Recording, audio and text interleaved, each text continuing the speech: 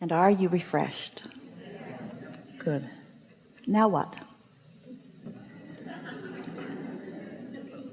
It's supposed to be getting fewer and fewer and fewer and fewer, yes? Hello. I suddenly forgot my questions. My biggest questions are about turning around the energy. You know, when sometimes things happen and you get down, and then what happens to me is I kind of stay in that for a couple days. But now you know some things that you didn't really know so well before. You know that, maybe you don't know this, when you sleep during the night, momentum of thought subsides. So you're less likely to wake up in the same vibrational place that you went to sleep in. But when you first wake up, you can turn your thoughts to the things that you were thinking about yesterday, and you can reconstitute that vibration, but you don't need to. So that's your best chance of diluting the energy with something that feels a little better. We used to teach a process that we called pivoting, which said, when you know what you don't want, you know what you do want. And if you catch it early enough about things that you don't have a lot of momentum on, you can switch energy really quickly. Well, it's clear what I don't want. What I do want is this, and this is why I want that. And you can start adding to it. But if it's something that you've been troubled with for a while, or you've been thinking about for a while, the easiest thing is when you wake up just to acknowledge that momentum did subside and that you don't have to think about this right now. And if you can just talk yourself into not thinking about the things that have been troubling you, the momentum of them will get slower and slower and slower until they can effectively become completely inactive in your vibration. Mm-hmm. Trying to think a positive thought to cover up a negative thought usually only makes the negative thought stronger.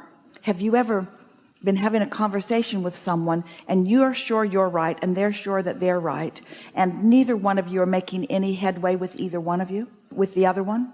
And so you might as well just not talk, because you can go on and on and on and neither one of you will budge. Well, you kind of have that relationship with yourself. Your desires and your beliefs are sort of like those two people where I want this, but, and so if you can just try a little bit not to keep the resistant part active, in time it won't be active. A belief is just a thought you continue to think. That's all. Yeah, and also I think from upbringing and conditioning, I think of the life as kind of a life of obligations. You know, we know we want to say, while you're saying that, we want to go blah blah blah blah blah blah blah blah blah blah blah blah blah blah blah blah, because every word you speak about that just locks you in to some, not all, some beliefs that are not serving you. Everybody has some of that. We talked about that earlier. You observe it, which causes you to offer a vibration, which causes you to attract more of it, which makes you say, now I believe it. And now you believe it, you attract more of it, and now you believe it more. Esther argued with us, but it's true. It's true, Abraham, it's true. So how can you ask me not to focus upon something that is true? And we say, we're asking you to focus upon things that feel good. So if you're saying, how can I think different thoughts than I'm thinking? We say, first of all, you have to be aware of how the thoughts you're thinking feel, and choose based upon how they feel rather than the content of them for a little while. Because frankly, most people would rather focus upon a really momentous negative thought than to have no thought at all. Because most people misunderstand and believe that in momentum there is power. And we just want you to leave with this thought. It's not momentum that brings the power, it's the alignment that brings the power. Because you could be really focused upon unwanted things and you can really get something going, but the true empowerment is in the thoughts that feel good to you, because you've got your inner being backing you up in those. So how can I think different thoughts? Practice. How do I think different thoughts? Practice and care about how you feel. How do I think different thoughts? When you go to bed at night, acknowledge that when you wake up, they will have subsided When you wake up in the morning, acknowledge that you have a different probability of thinking a different thought. When you meditate, you quiet thought. Is it easy? No. Is it possible? Yes. Is it rewarding? Yes. Is it worth it? Yes. Well, one of the thought patterns that I have been stuck on, is I was in a relationship that wasn't making me happy, but at the same time there was a lot of, I was drawn to it nevertheless. And so Drawn to unhappiness? yeah. You don't make me happy, but I don't want to give you up. We're miserable together, but let's keep going. Well, there's two sides to... Oh, were there positive things? Yeah, There are positive things about you, but I refuse to focus upon those.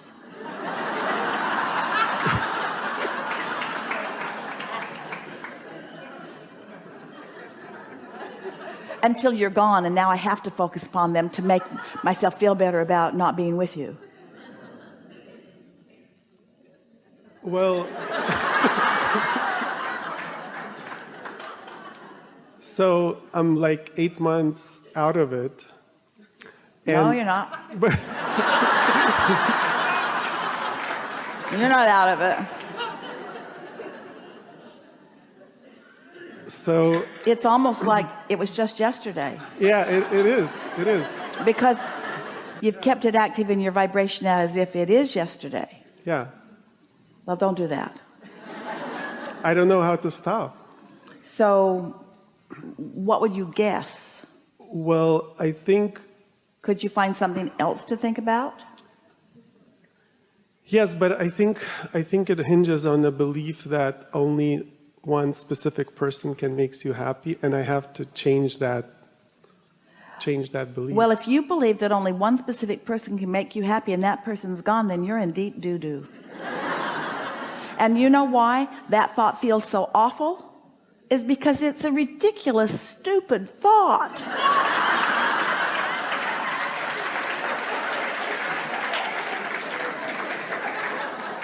It's because your inner being knows for sure that's not the case. So when you say you're the only one for me and you're not here, and you feel awful, the reason it feels awful is not because the person isn't in your life right now. It's because you're using that person not being in your life as your excuse to pinch yourself off from your inner being, who's thinking an entirely different thought about that. When we say the world is awash in money, the world is awash in partners for you. They're everywhere. They're everywhere. But it's easy, we know. See, this is what happens. You're all going to really like this. Whether you're talking about a relationship or anything else, you're really going to benefit from this conversation. So when you don't really know about law of attraction, and you're not really clear about the receptive mode, and so you haven't really been deliberately tuning in and receiving the benefit of being tuned in, tapped in, turned on, so you haven't used the leverage of connection to create. So your creation has been hard. You meet someone, it's kind of a struggle. You work the kinks out. It's not easy. It gets better, it gets worse, it gets better, it gets worse. You state your grievances, you come to agreements, it gets a little better, and you just grind it out. And a little ways down the road, it's better than it was. Not much, but it's better than it was. And then let's say it goes on for how long? 6 years. Let's say that it goes on for 6 years, where it's good and it's not good and it's good and it's not good, but it's mostly really hard work because you weren't tuned in, tapped in, turned on. You haven't had the advantage of the leverage of the universe. So it was so hard, which means you're so invested in it.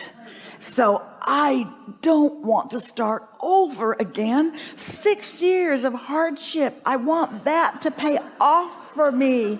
So can't I just resurrect this relationship, and can't we just pick up from the not so horrible place that we ended up? So we have a story to tell you. Isn't that sort of how it goes? I don't want to start over again. This was miserable, and it's not quite as miserable now as it has been. So I don't want to give up all the gain that I made. That's not a very good reason to stay in a relationship.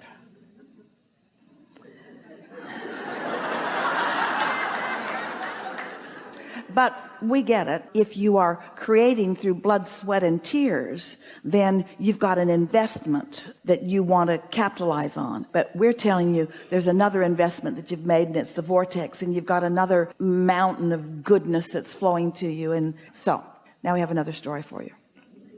So a man was talking to us about his financial empire that had crumbled, and he said, I'm in my 60s and I just can't see starting over again. And so what do I do?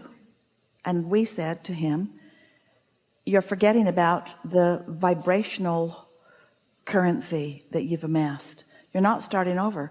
You are vibrationally so much more than you were before, and you're starting now with that vibrational currency that you can't give up. So you've got relationship currency, because all of those things that didn't go well, you put in the vortex what you wanted. There's a much brighter, better relationship that's all queued up for you as a result of that relationship that was beneficial. And all you got to do is find some way to let go of that long enough that you can get into the receptive mode, and then what you really want will flow into your experience so easily. Really, when we say you can't get there from there, what we mean is you can't get to where you want to be by following the same path. And the best thing to do is to just get off the subject altogether for a little while. You want to get ready to be ready. You want to be ready to be ready to be ready to be ready to be ready. And the first phase of being ready, you might not even have a thought of a relationship in your mind at all. Get off the topic, because every subject is really two subjects: wanted and absence of what is wanted. So for a while, after something has sort of stung you in this way, thinking about it automatically activates the end of the stick that isn't to your advantage. So you're better off to stay off the subject, find something else that interests you a little bit. And we know for sure that you have the ability to think about something other than that. We know that you do. You have the ability to think about something other than that. Your inner being is queuing up things for you all the time, all the time, all the time, all the time, all the time, all the time. You heard us talking to our friend earlier, and we said, you just got to listen, you just got to listen, you just got to listen, which brings us to a really important thing that if you hear it, it will free you from this dilemma. And that is, consider the difference between a thought you're thinking and a thought you're receiving. A thought that you're broadcasting and a thought that you're receiving. And we promise you, when you're in the receiving mode of your inner being is not broadcasting woe is me thoughts about a lost relationship. That's the country western station.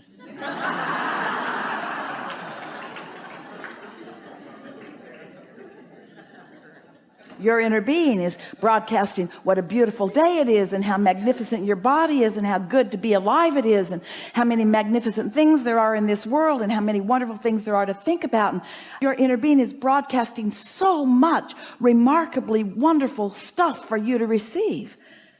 Your inner being is not saying, no, it will get better, don't worry about this. Your inner being's not saying any of that. And when you tiptoe into that arena, then you sacrifice your connection, and that's why you feel bad. So we can say to you unequivocally, you're not feeling the loss of a relationship, you're feeling the loss of your inner being and blaming it on that.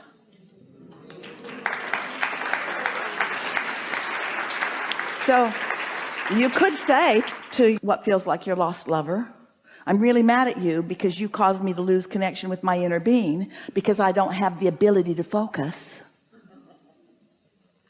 I'm just following the thoughts that I've been broadcasting. But that's not true of you. You have the ability to focus. You focus really well. In fact, that's sort of what your dilemma is. You're like a dog on a bone. You get hold of something and you just think it and think it and think it and think it and think it. And that's why we want you to think about not thinking.